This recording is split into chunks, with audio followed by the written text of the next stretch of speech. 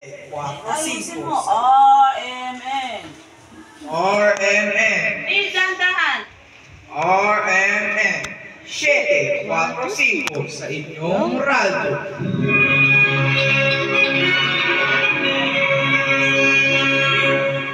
Subok na sa tunay na balita, hatid namin balitang tapat, balitang RM. Anak, itapat niyo yung mic. Hindi nakaganon, nakaganon yung mic.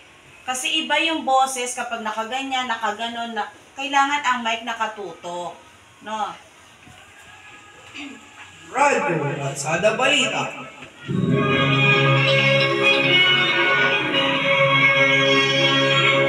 Siete, 4-5 sa tuwid mula sa Baligan ng Bulacan. Ito ang Radyo Kalsada Balita. Sigang umaga, Pilipinas, narito ng mga balita sa oras na ito. Mary Jane, balik, Pinas na! Cultural Machinery Complex, itatayo sa Nueva Ecija. Naan mo. Lobrido, sumusuntok ng ginto sa China.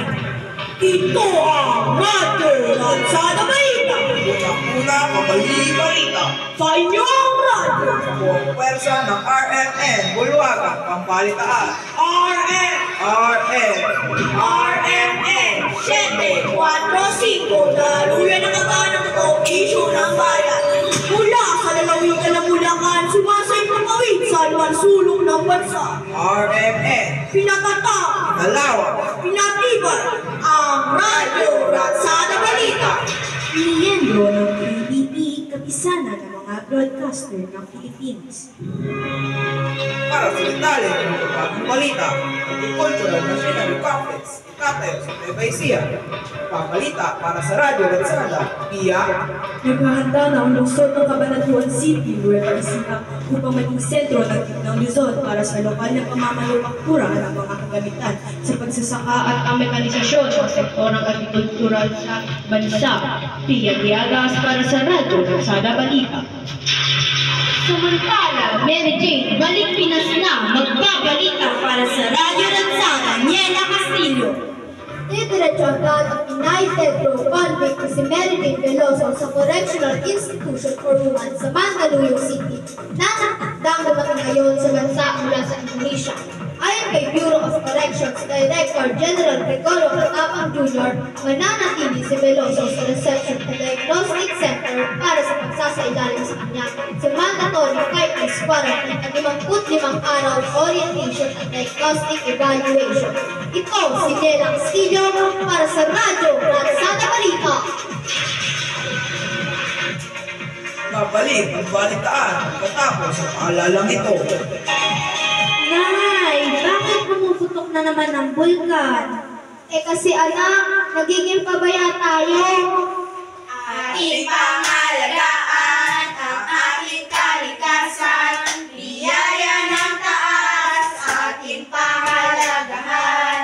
Mga likas na yaman ay pag-ingatan, panatilihin natin ang kalinisan. Mahirap man o mayaman, lahat tayo ay may karapatan para sa ligtas na pamayanan. Kababayan, sagipin ang kapaligiran para sa ating kinabukasan. Radyo Kalsada Balita, ang oras, minuto, kalipas, ikadalawa ng hapon. Balik sa mga nagbabagang balita, Lobrido, tok ng ginto sa China. Radyo Kalsada, Francis, ano balita mo? Nasubok ni Promising Boxer Leo Marlo Brito ang gintong medalya sa 4th Greater Area Playout Boxing Challenge na pinanap sa Shenzhen, China. Pinagharian ng Ramon Torres National High School student na Lobrido Men's Light Flyweight Edition matapos isa-isang tagumpahin ng kanyang mga karival, Francis, para sa Radyo Kalsada Balita. Muli, ito ang Radyo Kalsada Balita. RMN 745 Magbilang bayan, Ipilang pinagkakatiwalaan noon at ngayon, hatid ay bagong balita. kapagbantay ng bawat Pilipino.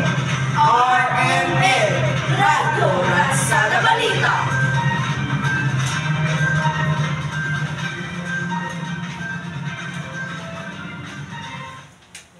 Maano yung ano nyo, yung sa